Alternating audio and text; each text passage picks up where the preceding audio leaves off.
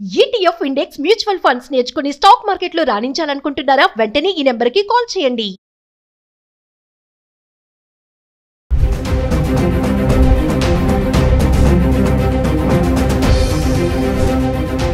నమస్తే, welcome back to Suman TV. ప్రస్తుతం మనతో పాటు ఉన్నారు TEDx speaker, legendary award winner, realtor oxygen founder and CEO doctor Nandi Rameshwar Rao గారు.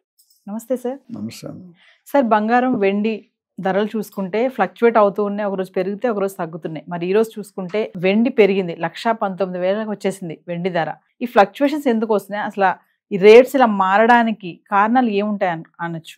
ఇప్పుడు మనిషి ఉన్నాడు అనుకోండి, ఫ్యామిలీలో పొద్దున్న ఎనర్జీ సాయంత్రం ఉండదు, సాయంత్రం ఎనర్జీ పొద్దుట ఉండదు, మారుతూ ఉంటుంది. సో గోల్డ్ మార్కెట్ కూడా హైలీ వాలటైల్ అయిపోయింది. అంటే ఎప్పుడు ఎలాగవుతుంది ఊహించని స్థాయికి ఎదిగిపోయింది. ఒకప్పుడు బంగారం అంటే పసిడి, పచ్చదనం, పసుపు లోహం అనే పేర్లు చెప్పేవారు. ఈ మూడు మాటలు వింటే ఆడవాళ్ళకి అత్యంత సంతోషం ఉంటుంది. నేను consumption of gold in entire world, India is one of the major biggest consumption in the world. టన్నుల్లో వాడతాం, వేల టన్నుల్లో వాడతాం మనం. అంత గోల్డ్ లేకుండా ఏ ఫంక్షన్కి ఎవరు వెళ్ళరు బయట. ఇప్పుడు ఈ మధ్యకాలంలో కేజీ, హాఫ్ కేజీ, పావు కేజీలు కూడా చూసుకుంటారు. అంబానీ, అదానీలు తీసేస్తే నార్మల్ వ్యక్తులు కూడా 10-20 తులాలు లేనిదే ఎవరు బయటకు వెళ్ళట్లేదు. అయితే అప్పుడు అది ఆర్నమెంట్ రూపంలో బాగా వాడేవారు. సో అంతవరకు రిస్ట్రిక్ట్. ఈ గత మేబీ 1 year 6 monthsలో అపార్ట్ ఫ్రమ్ ఆర్నమెంట్ యూజ్ ఒక ఇన్వెస్ట్మెంట్ పర్పస్గా చూస్తున్నాను. ఎందుకంటే స్టాక్ మార్కెట్ కుదేలవుతుంది, రియల్ ఎస్టేట్ కొన్ని సందర్భాల్లో కొన్ని ఏరియాల్లో బాగోలేదు, మొత్తం జీరో అవ్వలేదు, కానీ కొద్ది స్టేబుల్గా నడుస్తుంది. పెరగాల్సిన రీతిలో పెరగలేదు. లాస్ట్ 5 సంవత్సరాలు ఏదైతే గ్రోత్ అయిందో అది అవ్వలేదు. మిగిలిందల్లా గోల్డే. అంటే గోల్డ్లో రియల్ ఎస్టేట్లో వచ్చినంత జంప్ రాదు, స్టాక్లో జంప్ వస్తుంది, అంతే డబుల్ జంప్ పడిపోతుంది. It's always risky.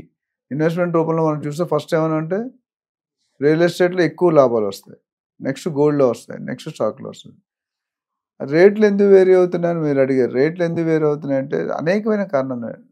Dollar rupee conversion ratio, inflation ratio, central reserves ratio, economic conditions, recession, jobs removal, ఇవన్నీ కూడా పారామీటర్స్. యుద్ధాలు basically Ukraine, Russia, you're saying, Pakistan, Indian, Israel, Iraq, ఇంకా చాలా ఉన్నాయి.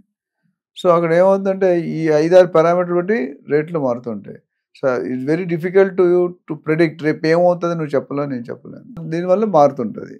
So plus government policies, interest rates, bank interest rates మీద కూడా ఆధారపడి ఉంటుంది. ఎందుకంటే మన హౌస్లో ఒక 1% తగ్గించారంటే కొద్ది రోజులు సేల్స్ పెరుగుతుంది.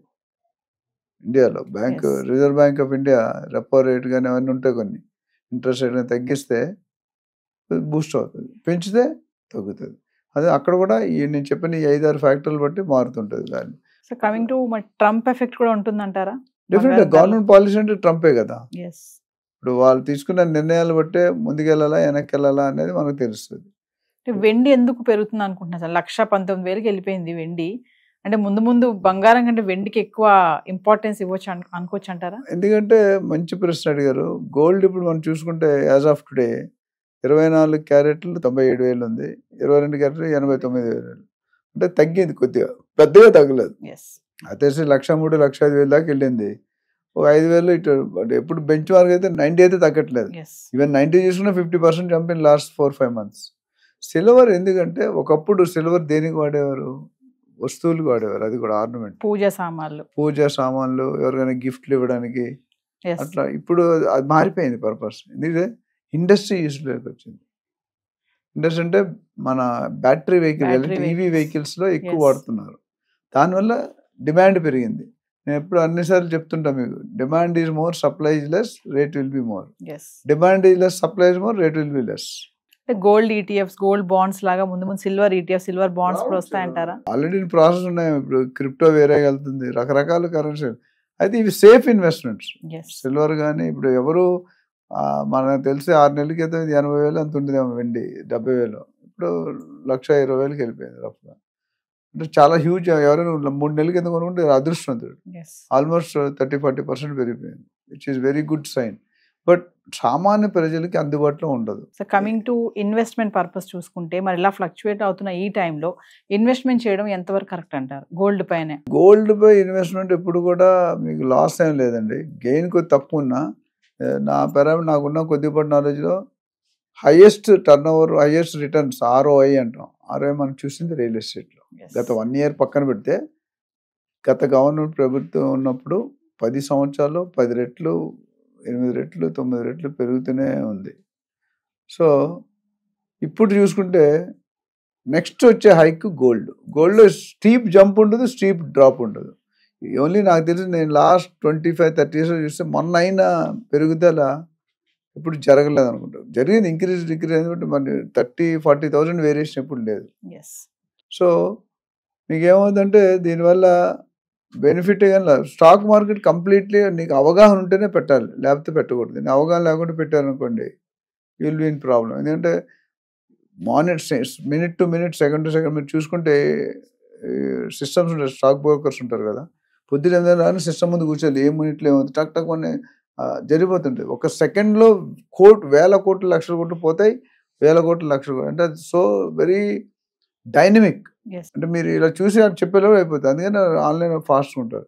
అంత నాలెడ్జ్ 100కి 95% మంది ఉండదు. నాకు తెలియదు స్టాక్ మార్కెట్ తెలియదు కానీ ఎలా మానిటర్ చేయాలి, ఏది పెరుగుతుంది, ఏ కండిషన్లో పెరుగుతుంది. ఇప్పుడు మనం గోల్డ్ చెప్పుకున్నా ఎప్పుడు పెరుగుతుంది, ఎప్పుడు తగ్గుతుంది. ఇక్కడ కూడా అంతే. సిల్వర్ పైన కూడా ఇన్వెస్ట్మెంట్స్ చేస్తారా సార్? మరి ఇప్పుడు ఇంత రేట్ చేస్తున్నారు, ఆల్రెడీ చేస్తున్నారు. మా రిలేటివ్సే ఒక 6-7-8 months వరకు వాళ్ళకి ఏదో ప్రిడిక్షన్ వచ్చింది. వస్తే మనం అన్నం తినే ప్లేట్ ఉంటుంది కదా, 4 ప్లేట్, ఒక్కో ప్లేట్ 750 grams, అంటే 3 kgs. 3 kgs ఎంత కొన్నారు? 65,000-70,000 వేలు కొన్నారు. ఈరోజు ఎంత అయింది? 1,20,000 చిల్లర వస్తుంది. సో 70,000 కాస్త 70,000 కాస్త 40,000-50,000 పెరిగిపోయింది with in 6 to 8 months. Just మన గోల్డ్ పెరగడం ముందే సమ్ ప్రిడిక్షన్ నేను చెప్పాను అన్నమాట. అంటే ముందు బంగారం కంటే వెండికి ఎక్కువ విలువ ఉంటుంది అంటే బంగారం విలువ ఎప్పుడు ఉంటుంది, బట్ అంత ముందు జరిగిన లాస్ట్ 10 years స్టాటిస్టిక్స్ చూస్తే కనుక ఇది స్టీప్ జంప్ సిల్వర్లో. బికాజ్ దాని main industry usage, EV electrical vehicle, EV purpose. దానివల్ల యూసేజ్ ఎప్పుడైతే పెరుగుతుందో డిమాండ్ పెరుగుతుంది కదా. ఇప్పుడు జనాలందరూ ఇల్లు వెస్ట్ జోన్లో ఎందుకు కొంటున్నారు? అందరూ అక్కడ కొంటున్నారు, మనం కూడా అక్కడే కొంటున్నాం. కొనుక్కునేవాడు కొన్నాడు ఇంకెక్కడో బయటకు పోతాడు. అందరూ ఇండస్ట్రీ ఇప్పుడు ఈవీ వెహికల్స్ అనేది గవర్నమెంట్ కూడా ఇది ఇస్తుంది, సబ్సిడీ ఇస్తుంది, రిజిస్ట్రేషన్ ఫ్రీ, పొల్యూషన్ తగ్గుతుంది. బట్ కాస్ట్ ఎక్కువ ఉంటుంది. ఇది 10 లక్షలు ఉంటే అది 13-14 లక్షలు ఉండొచ్చు. బట్ ఒకసారి ఫుల్ ఛార్జ్ చేసాను 200-300 కిలోమీటర్ తిరుగుతుంది. అందులో మళ్ళీ బ్యాటరీ పెట్రోల్ బంకుల్లో కూడా ఈవీ పాయింట్లు పెట్టేస్తున్నారు. ఎవరైనా మనమే వెళ్ళి ఆటో పెట్టుకోవచ్చు, ఛార్జ్ చేసి డబ్బులు కట్టుకోవచ్చు, ఇంకెవరు అవసరం, ఓన్లీ మిషన్ ఉంటుంది. అలాంటప్పుడు ఏమవుతుందంటే ఈ పొల్యూషన్ తగ్గాలంటే best ways to go over battery vehicles. Maintenance కూడా బాగుంటుంది, అసలు కార్బన్ అవన్నీ రావు.